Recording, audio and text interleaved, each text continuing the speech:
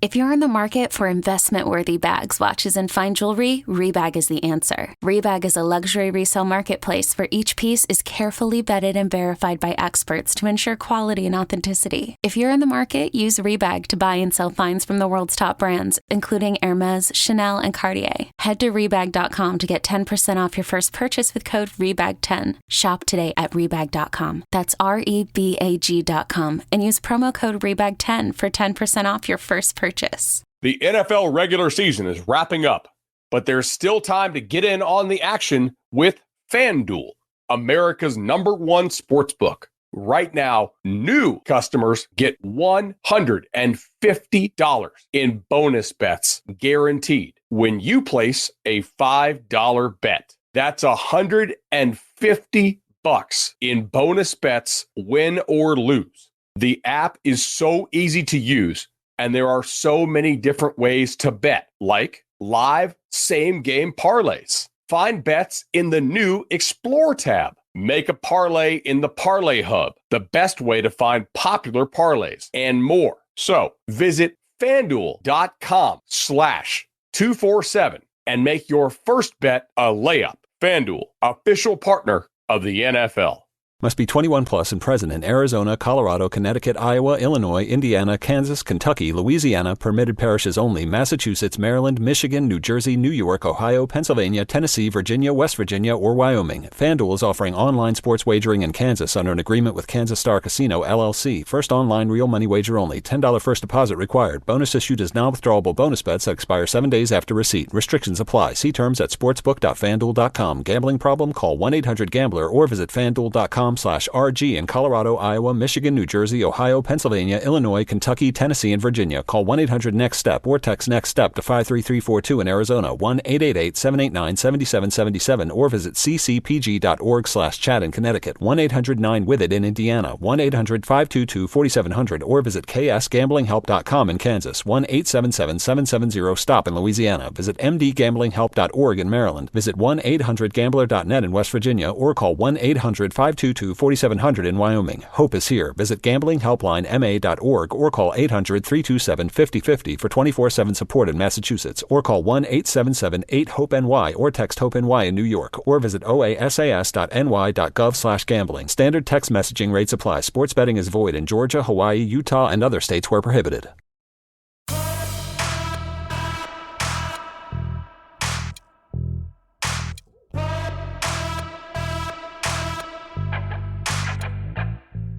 Welcome to the PowerCat Podcast, GoPowerCat.com's Kansas State Athletics Show.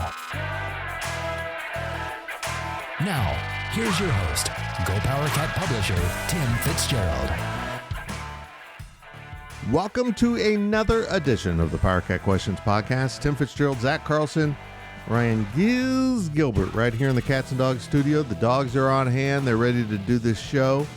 We attempted to put this in video form. It did not work. Didn't work. 1 second delay. It did not work. It works. It didn't work to Fitz's standards. That's valid. I mean, that's valid.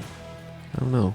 Maybe our listeners like audio not matching up with lips. I don't know that anyone actually likes that, but we'll figure it out. It's going to take a camera investment I'm not currently prepared to do, but we'll get it. We'll get it. It all has to run through the same system. Anyhow, we're sponsored by the Fridge Wholesale Liquor. Make sure you stop in and see Kevin, all the mics, and everyone else that are there. I stopped in on New Year's Day, said hi to the gang, and took home some complimentary champagne and orange juice. It was complimentary with full payment for the price. Full payment? Full payment, and then they give it to you, and you can take it out. I think that's what complimentary means. It was so crowded. Get to the Fridge. People love it because of the service and selection, and they take care of you. They just do. The Fridge Wholesale Liquor at the corner of this and that in the town in which we live. This is the Questions Podcast, the podcast in which our VIP subscribers at Go PowerCat get to ask the questions. It's been posed as a suggestion that one half be from Wabash and the other half be live from YouTube. Like we do this live in the future. I'm not sure how I feel about it. If we charge him super chats. There we go. The super chat. If you want to pay me, you could be on the show. Let's get going with your questions from Wabash Station. Football in the first half, so Ryan Gilbert will do the reading, the asking, the messing up. Yes. From Get Out More Cat, does the imminent hiring of Matt Wells light a fire under your butts? No. I mean, I'm happy about it. I just did a daily delivery on it. I think it's a good choice. I think he'll be a really veteran coach to add into the mix who still likes to recruit. That's an important ingredient. I see staffs that get too old and they kind of lose some of their recruiting push, but I don't think there'll be any drop off from Colin in that area. And he actually recruits some pretty good areas for Kansas State. We'll see. Again, it's not final. Maybe it is as this gets released as we record this on Wednesday, but it's getting there. I don't know. Yeah, I don't know if it lights a fire under my butt, but I'm always a big fan of a coordinator that has head coaching experience. I don't think that his time at Texas Tech went particularly well. I think it was cut a little unfairly short. I think he probably should have gotten a little bit more time, but I don't think he's a bad coach. I think he's a great fit. He fits that quarterback room. He fits being an offensive coordinator, being a play caller. I think it's a good fit. I think it's a good hire. I would agree. Gills, do you have thoughts on this about Matt Wells? You're a big Matt Wells fan from way back. I've always loved Matt Wells since the day I was born, but somewhere along the way, right, things changed with Riley. Now, do you guys think that was before or after the, subpar performance in the bowl game? I think it was before, guys. I do too. I mean, you have to replace a quarterback coach. Right. And I don't know how many quarterback coaches are... you got to look at Connor Riley being an on-field guy, then his transition up to the booth, not being a natural play caller, so to speak. I think that there was going to be that issue. And I think that, before the bowl game, I think that was evident. I think he really needed to have a home run game in the Pop-Tarts Bowl for him to get the job outright. I think that going in, it was a good test run, and especially just considering the way bowl games are now. There's a lot of opt-outs. It's a lot more forward-looking towards the next season than it is a celebration of the last season. You're looking towards the future. It was an audition for him. It was an audition for a lot of players, both sides of the ball. So, I think going into it, I think you knew that, hey, there's a good chance that whoever your quarterback coach is, you're probably going to be able to find a decent, at the very least, co-offensive coordinator. Right. I think it's going to come back to the fact that Connor Riley doesn't want to be off the sideline. And we had Nick Leckie on the Fitzcaster in the game, and he goes, yeah, your offensive line coach has got to be on the field with these guys. So it makes it an interesting situation. Do you let him call the plays from there with Matt Wells up? I think Connor knows darn well he's going to get a title and a raise and have plenty of input on game planning, which you always did, but now in an official way. And someone else, likely Matt Wells, will be in the press box making the actual play calls. I think that probably was realized during bowl prep, that I'm going to hate not being with my dudes. And I think this is a logical way for it to play out. Connor Riley wants to advance in his career. Everyone does. And he doesn't want to leave. So, hopefully getting that raise and everything will make him likely to continue to put down roots. From Wade Ram, what is the fate of Connor Riley if in this? Does this lay the groundwork for his departure? Okay. There we go. No, I don't think so. I think that's what I don't think this is going to be go back to your old job, loser. This is going to be, here's your new title, here's your new pay. Co-coordinators are all over college football. They were all over the place when Bill Snyder was at K-State.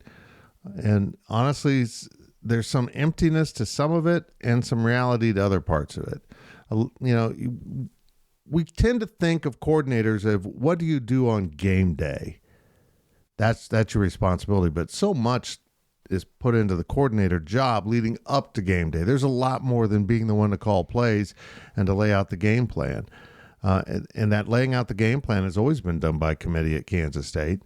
And I think that will continue, but I think Connor will rise to the level of having, final decisions to be made with Matt Wells. Again, not official, and we don't know the titles, but hopefully we'll find out soon. I think that if you look at, like what we just said, Connor, he wants to be on the sidelines, but also if he wants to be an offensive coordinator, I think that eventually you are going to go up to the booth.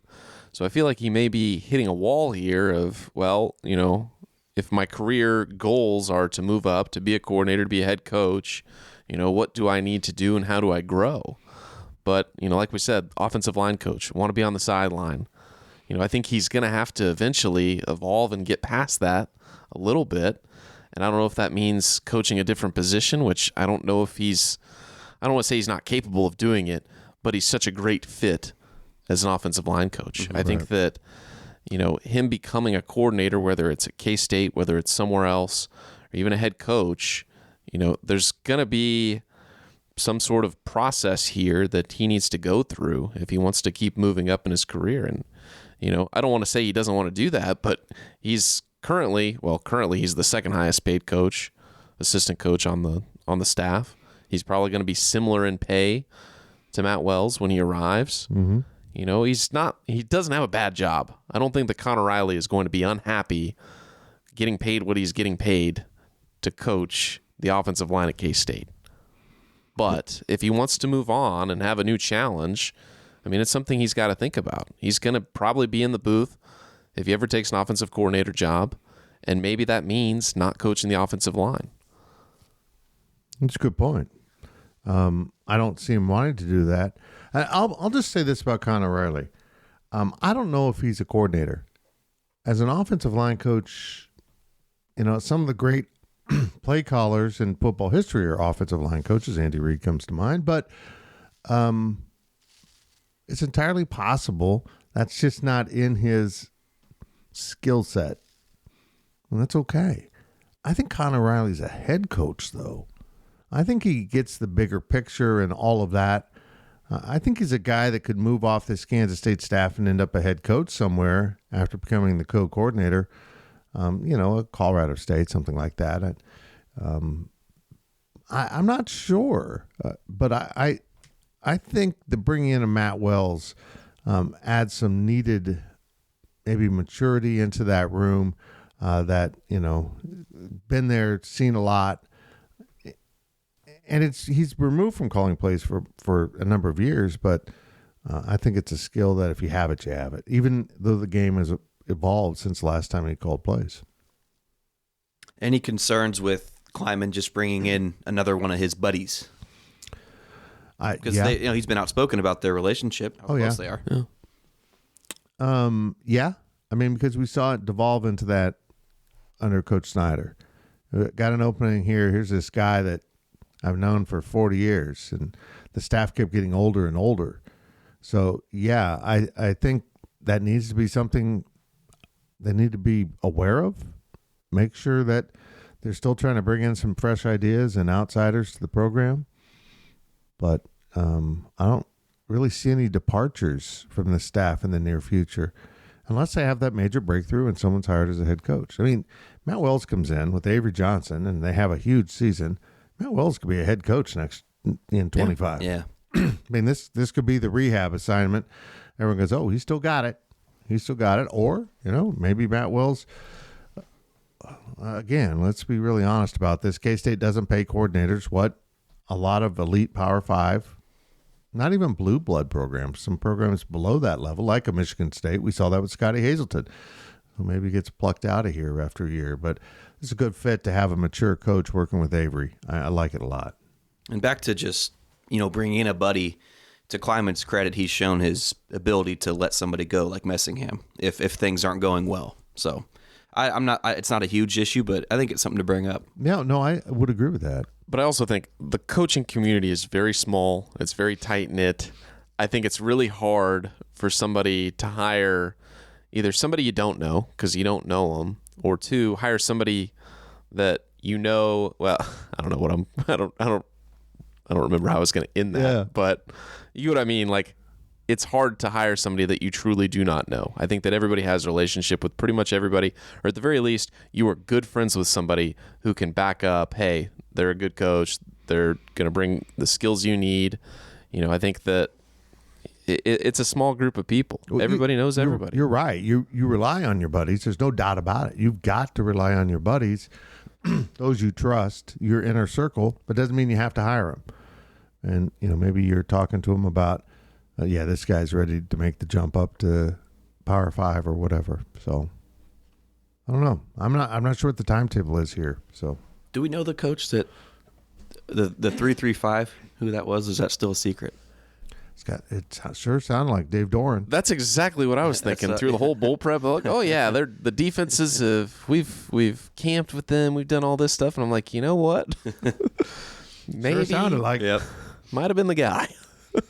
Which is a little surprising. I didn't know they had a relationship. I didn't know that was. But it's like me and you, Fitz. Nobody knows we have a relationship. Well, we don't like each other. Yeah, I know. It's different. A relationship is usually about liking each other mutually. Jerk.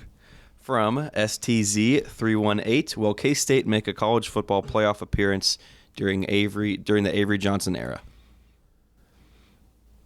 I would think so. I mean, if you win the conference, you're certainly in there. You make the conference championship game and lose 2 games throughout the whole year. I saw this projection for next year where they had put conference champions and then earned, and then all SEC and Big Ten teams. Folks, it's not the way that's going to work. It's not. You're going to. There's no way an 8-4 SEC team is going to get in over a 10-2 Big 12 or ACC team. It's just not. We've seen from the playoff this year that they shoehorned in an SEC team and it lost. And now we don't have one in the championship game. I'm going to come back to this. The gap isn't as dramatic as what we think. A lot of it's psychological, but all of these programs do have elite NFL level athletes. And that's really where K-State needs to return to. You go back to 98, that team was loaded with guys that played in the NFL. And so that's the next progression in this for Kansas State. And they can get there. That talent's available to them. It doesn't have to be 5-star guys. Look at Avery. Look at Ben Sinnott. But once they get that kind of convergence of talent, they're going to be able to compete at a high level. They'll get into that playoff. They'll beat someone. But, yeah, in this new setup, you win the conference you're in. It's going to be challenging. But, they're going to get in the playoff. Yeah. I think now we got to think, does it happen in the next 2 years, 3 years, if Avery stays for a 4th year? I still think yes. But it's kind of a short, if you think about it, he's a sophomore next year, a junior in 2025. That's not a lot of time. That's less than 24 months that we're talking about K-State in the college football playoff. It's here. If Avery sticks around through his senior year, I'll be honest here. I think why they didn't worry about the red shirt, which they burned ridiculously this season by barely playing him in the 5th game. Just mismanagement. But I don't think there's 4 years in Avery Johnson. Right. If he's as good as everyone says, he'll be gone. If he's not, I think that'll be fine. He'll be good, or he gets injured and he's gone. So I'm not worried about it now. But come 3 years and he wishes he could stay, I think everyone will kick themselves. But I don't see a formula for that. If K-State doesn't make the playoff with Johnson, that's a huge failure because either Johnson doesn't work out, or B, you put all your eggs in that one basket for Johnson, and then that doesn't work out. And so to not be the 12th best team in the country by the time he's done at Kansas State, there's really no excuse if K-State isn't there, in my opinion.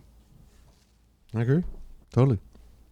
Last question of the first half. Very exciting. From the dot 2 is interest. Zach, is that highlighted? You highlighted the I in that question. There's nothing highlighted. That's definitely highlighted. There's nothing wrong. The I's highlighted. Anyways, crazy. My God. Is interest from schools like USC and Ohio State improving Will Howard's NFL draft stock? Oh, I don't think that's related at all. Am I a little stunned it's dragged on to this point? Yeah, because he had a lot of interest. But it sounds like USC's closed. They had a great performance in the bowl game by their quarterback. And Lincoln Riley made it sound like they don't have to bring anyone in now. I got my guy. Okay, Lincoln. And maybe the entire Will Howard USC thing was to sort out his quarterback room. There's so much roster management that's going into the transfer portal right now. You can get guys in there to clear room. You can use the portal as motivation. And now as the portal closes here this week, I think, and that's only closing to people coming in. Right. You can still come out of the portal. That's why I think we've seen this pause in portal announcements. Because honestly, the coaches don't want to announce, I'm bringing in this stud quarterback, receiver, left tackle, whatever it is at this point, because they're afraid their current players will hit the portal. It's all part of a chess game. And I think we'll find out soon on Will. I truly believe Will's holding off for a Senior Bowl bid. I think he's an alternate at quarterback. And that's a game of chicken he's playing with his career. I mean, what if he doesn't get in and then it's time to go pick a school? And you're like, oh, all my doors closed. So we'll see. But I mean, there's still talk about Ohio State and other major programs, and we'll find out where he ends up. I think he needs another year, and I think a year in another system could get him over the hump. Will still can redshirt. Still has redshirt and a COVID year. Jesus, that's right. So. It's about what he does on the field, right? Like you look at Josh Allen or Zach Wilson, guys that didn't go to big colleges, they still were high draft picks. And then, of course, there's people from Alabama, Ohio State every year that get drafted high as well. So, I mean, it doesn't matter where you're playing, in my opinion. If you're playing well, if you give enough on tape for those NFL scouts to want to take a chance on you, then you'll get drafted high or drafted, at all. Maybe not high, but he'll get drafted if he shows that he's capable. It doesn't matter where he's playing. Brock Purdy was Mr. Irrelevant, and I don't think he's currently a favorite for being the MVP, but he was extremely short odds on becoming the MVP. So if Brock Purdy from Iowa State can get drafted last and become a starter, a bona fide starter, a top 10 quarterback in the league. I'm not saying that Will Howard's going to be a top 10 quarterback in the league, but if you've proven this much so far, I don't know if there's anywhere you can go to improve your draft stock. I mean, if you get drafted, I mean, that's really all that matters. It doesn't matter what round you're in. If you were on an NFL roster as a draft pick, you can fight for a job. Granted, it matters what team you're on. If you don't want to get drafted by the Chiefs right now, you don't want to get drafted by Miami or Houston. But if you can find a good spot and try earning yourself a shot at the job, there's a chance there. I hadn't thought about that. First of all, let me make another comparison about where you come from. How about Jordan Love from Utah State, where Matt Wells was his coach? Yep. Hadn't really thought about that. Maybe Will's looking at Brock Purdy, thinking that's a good comp for me. And I don't think it's a bad comp. Right. Although I think Will in college made better decisions, typically where to put the ball. I'm stunned by Brock Purdy's emergence to the NFL. I honestly, he's got great weapons around him. But again, that step from the NFL, from college to the NFL is so different. It's not just a step up in competition. The game's different. And some guys might be more suited for the pro game over the college game. So I think Will's trying to balance it all out. But I know this. He can help someone win some football games at the college level. So that's it for the first half of the PowerCat Questions podcast, sponsored by the Fridge Wholesale Liquor. Oh, boy. Everything's going well. I just feel like something's going to go wrong, Zach. Like the computer will shut down. The soundboard will shut down. Am I putting bad mojo into Let's not jinx it. Okay, we'll be back. I hope. GoPowerCat.com's PowerCat podcast continues after this short break. Selling a little or a lot? Shopify helps you do your thing, however you cha-ching. Shopify is the global commerce platform that helps you sell at every stage of your business. From the launch your online shop stage, to the first real-life store stage, all the way to the did we just hit 1 million orders stage. Shopify is here to help you grow. Whether you're selling scented soap or offering outdoor outfits, Shopify helps you sell everywhere. From their all-in-one e-commerce platform to their in-person POS system, wherever and whatever you're selling, Shopify's got you covered. Shopify helps you turn browsers into buyers with the internet's best converting checkout. 15% better on average compared to other leading commerce platforms. And sell more with less effort thanks to Shopify Magic, your AI-powered all-star. Shopify powers 10% of all e-commerce in the US. And Shopify is the global force behind Allbirds, Rothy's, and Brooklinen, and millions of other entrepreneurs of every size across 175 countries. Plus, Shopify's award-winning 24/7 help is there to support your success every step of the way. Because businesses that grow, grow with Shopify. Sign up for a $1 per month trial period at shopify.com/Odyssey Podcast, all lowercase. Go to shopify.com/Odyssey Podcast now to grow your business, no matter what stage you're in. Shopify.com/Odyssey Podcast. Welcome back to the Power Cat Podcast. Welcome back to the Power Cat Questions Podcast. Fitz, Gil, Zach, right here in the Cats and Dogs studio. And we're sponsored by Fridge Wholesale Liquor. You need to come to town on Saturday. I mean, K-State tips off Big 12 play with UCF. K-State's been designated as UCF's, welcome wagon to the conference. They got to bring them in for football with their first ever Big 12 game. Now it's happening with basketball. I don't know. I mean, maybe they know I was born in Florida and they want to send the team here. Do you think that's the science behind it, Zach? Could you imagine if we had to go back to Orlando this week? I'm not sure we would. Not just at these prices. Strand us. Yeah. K-State, UCF. And when you're in town, that game tips at 5. Come on in a little bit early. Stop by the Fridge. You can stop by after the game and load up on some of those exclusive Fridge delights from the Fridge Liquor Fields, picked by the mini mics every morning to put on the shelves. On to the second half here. We're done with football. We're done. Dunzola, as they say in Italy. And now we're going to move on to basketball. I'm taking over for your questions at Wabash Station. It's Zachy Poo. Lovely. From Kevin316, how do you grade the team after non-conference play? Talking basketball.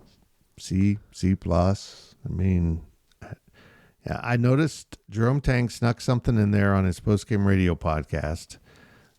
And since I'm writing these postgame analysis pieces, it's easy just to grab a couple quotes off that podcast or off his radio shows for that, so that I can be done before his actual press conference starts. He mentioned going 9-9 now that they're 10-3.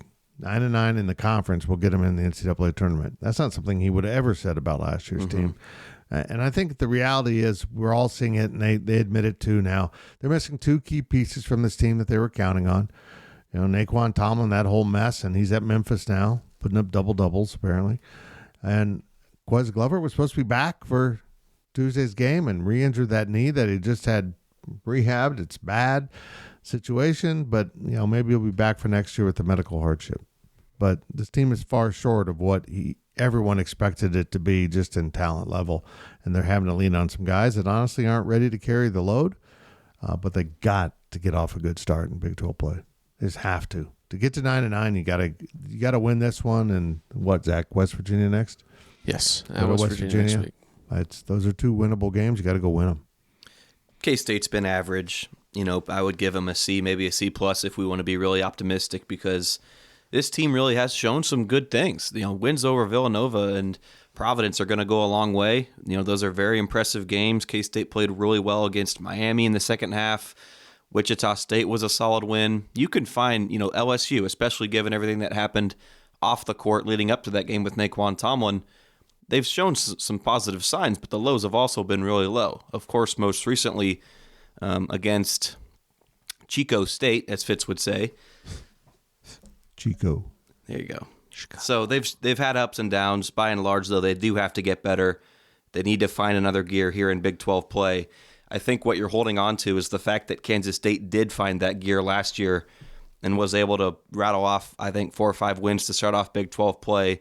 And that was sort of the moment where we all realized, okay, Jerome Tang, he's for real, but he's for real in winning these games in his first season. And so I'm acknowledging the fact that K-State has to be better. This brand of basketball is not going to win them more than a game in the NCAA tournament. However, the optimist in me is saying that K-State, can get better because they showed last year that they could. But that was also with superstars on the team. What's the identity of this team, guys? Last year it was Marquise Noel and Keontae Johnson scoring. Like, that was the superstar, duo. That's what the identity was. Right now they don't have that. They aren't good at shooting 3-pointers. As good as Will McNair's been down low, Gason's shown some flashes. They're not strong enough in the paint to just bully guys down low. What's the identity of this team? And they need to find that here pretty soon. Yeah, here's the thing. You talk about Keontae and Marquise. I think Jerome Tang recognized early last season that Marquise was a guy. So what's the difference between this team and last year's team? It's not just Marquise. It's his ability to break down defenses, whether it's because he can shoot it from 30 or because he gets into the lane and is an effective passer. 1 point in the game last night on Tuesday night that really struck out to me. Tyler Perry is up at the point. They do some switching on defense or something. He has a open lane to the basket, and he hesitated, and he took it into the lane once they had adjusted. Marquise is gone. I mean, because he has that mental, he he's wants that. Been a point guard. He's faster too. You could see Tyler not being a natural point guard, processing. Oh, should I go in there? Should I go? He's not an effective scorer in the lane. He's a great outside shooter. Not a great one. We haven't seen that, but a confident one. That's where he wants to make his living, is shooting those threes. But as a point guard, if you can't get into the lane and break down defenses, you're going to have a harder time finding your threes. You got to make a reason for the defense to back off you. And I think that's the biggest thing, is they were hoping from Quez Glover to get more of a instinctive point guard play up there from a tenacious Desi Sills type of kid, but they didn't. Now that's not going to happen. They got to go with this.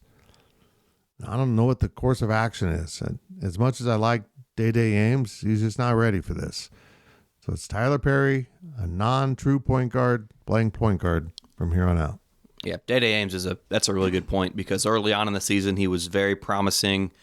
Okay, no Quez Glover, that's fine. Day-Day can fill in and be that guy. But I mean, on Tuesday against Chicago State, he was non-existent in that game. He's been trending sort of down in recent games for this team overall. He scored 2 points against Chicago State, 0 against Wichita State, 4 against Nebraska, 2 against LSU. That's his last 4 games. I mean, for freshmen to hit a wall this early, and I'm not trying to pick on Ames because this team, like we said, is struggling overall, but Ames is hitting that wall a little bit earlier than we would have liked to have seen it. At the end of the day, they have to figure out how this team can translate what Jerome Tang continues to see in practice with shooting to the court. It's now just become purely mental. Because I was about ready to ask him last night, well, is this shooting happening in the ice center? And it's like he read my mind, because he said, and we're doing this in the drills in Bramlage too. That's hard to explain, how a team can be blowing the lid off of shooting parameters in some of his drills and yet get to games and they're lousy 3-point shooters as a collective group. Once in a while, someone heats up and it makes everything so much better. If Arthur Kaluma goes for 3 or 4, I don't even know that Tyler Perry's had a good game shooting the 3. I'd have to. Has he gone 50%? Full 40 minutes. Yeah, full game? No. Second half? Final 10 minutes? Of course. Final 1 second? Sure. It's maddening, and I can't imagine how Jerome Tang's so frustrated seeing this same set of players shoot it so well in practice and get into a game and blah, all over themselves. Maybe this is a chance for Dorian Finister to. I mean, he's played, I think, 9 minutes against Wichita State. He had double-digit minutes against Chicago State. Maybe, now he's getting more comfortable. He was more of a role player these last couple games, but now if he's more comfortable, he's going to take those shots. We didn't see R.J. Jones last couple games. He's a sharpshooter.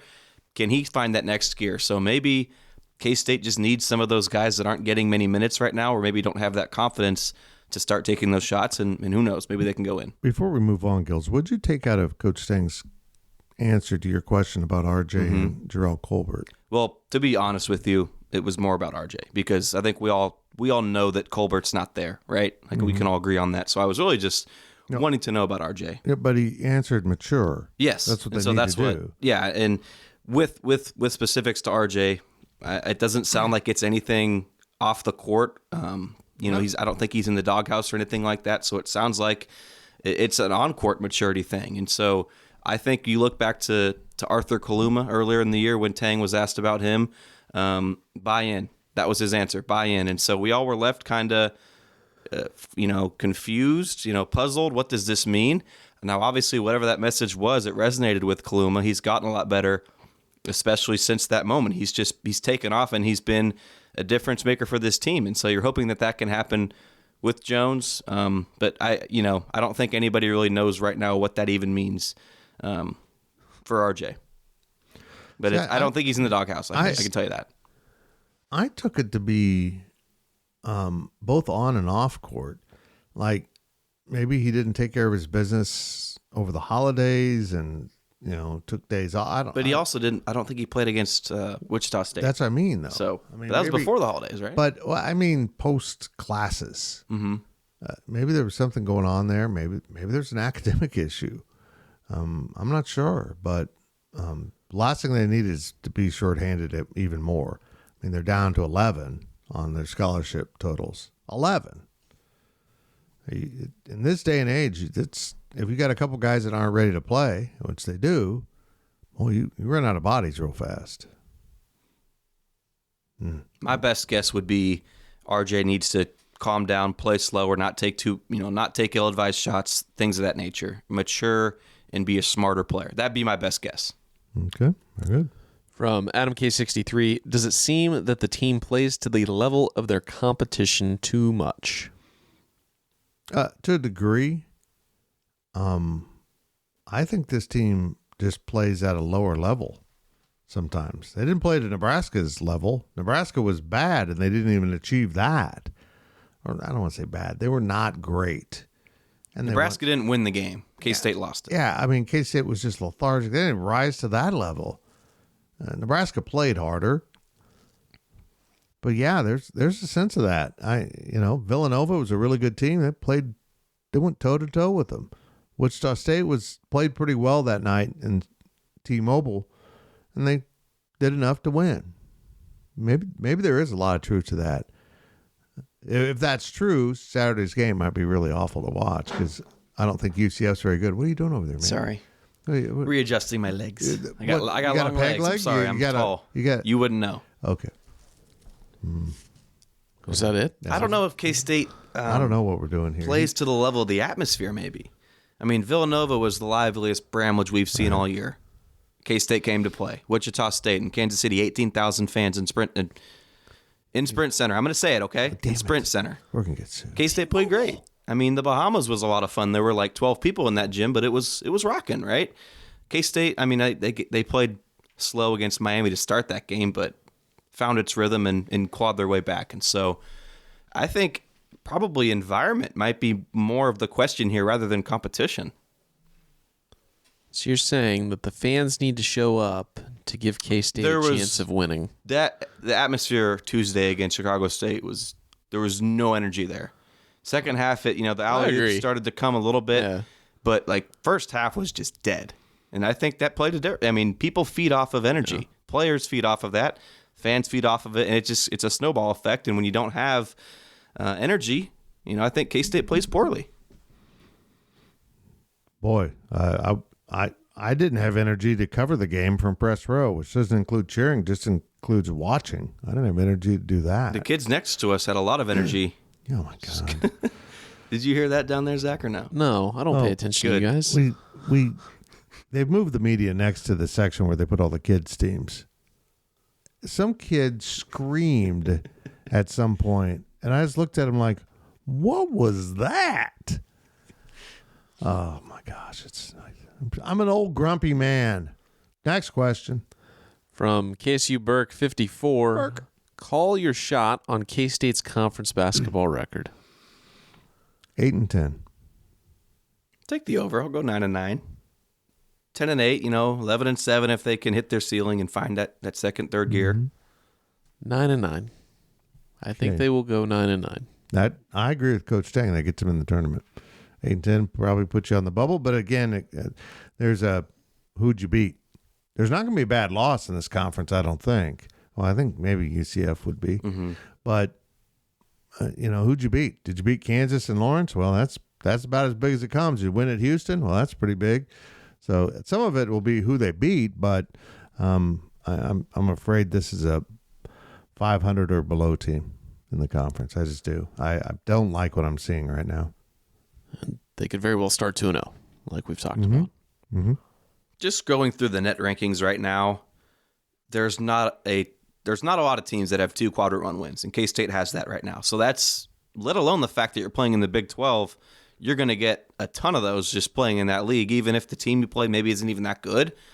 The metrics just love the Big 12, and so you already have 2 of those heading into conference play. I mean, obviously the top teams have 3 and 4, but like once there's that little drop off, where K-State wants to be at that 8, 9, 10 seed line come March Madness time, I think they're going to be in a good spot. But I'll still say I think 9-9 really is the best prediction for this team. Right now they're average. Of course they can get better. Big 12 is super tough, though. It's going to be hard to win games, and K-State's going to need they lost 1 home game last year, correct? I mean, they're going to need to win at home and have a good home court advantage because that's going to matter for this team that doesn't have the playmakers that it had last year. You're going to have, I think Tang always mentions it's 10 points playing at home is the advantage that it gives them. Now, maybe that's a little rich, but it can make a difference. K-State has to defend its home court, which they can do. They did it last year. Should we go down the schedule and see who's coming in and see what we know the first couple games, then they go at Texas Tech. I mean, versus Baylor and then versus Oklahoma State. We can pull up the schedule here. Shall I? I've got it. Okay.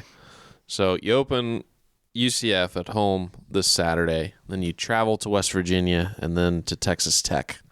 Is K-State 2-1 after that, probably? Yeah. I think if K-State's not 2-1, Jerome Tang is disappointed. Oh, yeah, for sure. Then next game is home against Baylor. Probably a loss. Baylor's the 18 team in the country. 2-2. Then you get Oklahoma State at home. Probably a win. Got to win that one. Gotta win that one. That's the type of games I'm talking about here. At Iowa State's the next game. It's probably a coin flip as well, but probably counted as a loss. You're probably 3-3 right there. Then you go at Houston, loss. Yeah. OU at home. They're better. It's one you need to win, but they're the 11th team in the country. Isn't that crazy? They're the 11th team in the country. Who BYU is 12. I don't know if we're gonna get to 9-9 here. That's what I'm saying, guys. Yeah. Some of the teams you'd think are wins for K-State may not be based on performance this year. Good for Porter Moser. Reinventing that program. I don't follow Oklahoma that closely, but it felt like he was getting near the hot seat. Oh, yeah. And no doubt. He's turned it around. I mean, I'm not going to go down the rest of the schedule, but you probably get another win at Oklahoma State. You're looking at 4 there. You probably beat TCU at 5. West Virginia for your 6th win. Iowa State for your 7th win. You got to go out and find a couple wins somewhere. I'm with you. And that's tough. Yep. But anything can happen in the Big 12, and I think that K-State probably does win a couple games that they shouldn't win on paper. I think that 9-9 is fairly attainable here.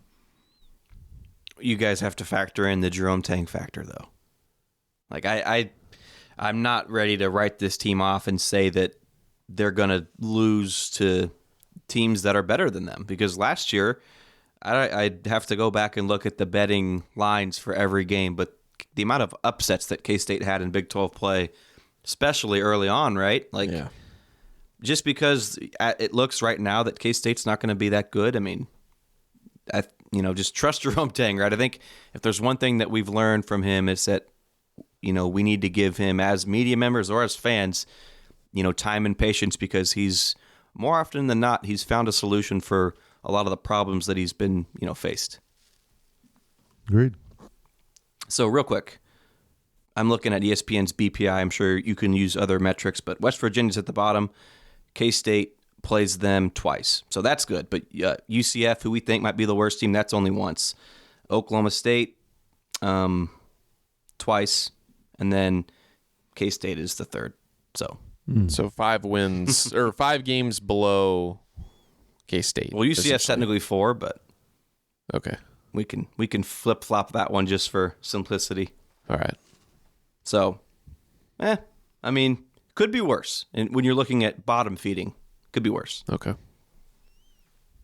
Oh, I guess I am the one reading the questions. Last question of the podcast from Wade Ram. Jeez. Zach just died. I choked on my own air. Update on Bramlage. What seems to be the timeline for a significant remodel? 5 years? 10 years? Longer? Can we just start off by saying what Baylor did? That was their first game in that arena 2 nights ago. It looks nice. It looks appropriate for them. Yep. I mean, it's what, 9,000 seats? I thought it was like less. 7. Yeah. 7?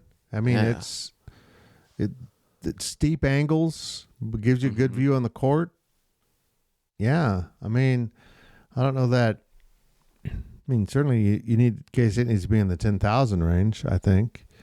But I think, to get back to the question, I think it's going to have to be 5 years. How they'll handle this, I don't know. I just don't understand how they'll handle it. But they're going to have to upgrade. There's so much wrong with that facility. It might be a home court advantage. You guys might love the game day environment. But from a game management and team management standpoint, it's crap. The biggest thing that needs to happen is they need to connect the ice center to Bramlage. Those players have to go outside to come inside. They got to go upstairs to go outside to go down. Mm-hmm. Like, there's no mid-level there. They have to go all the way up outside, then to go all the way back down. I mean, so we're talking about tunneling and...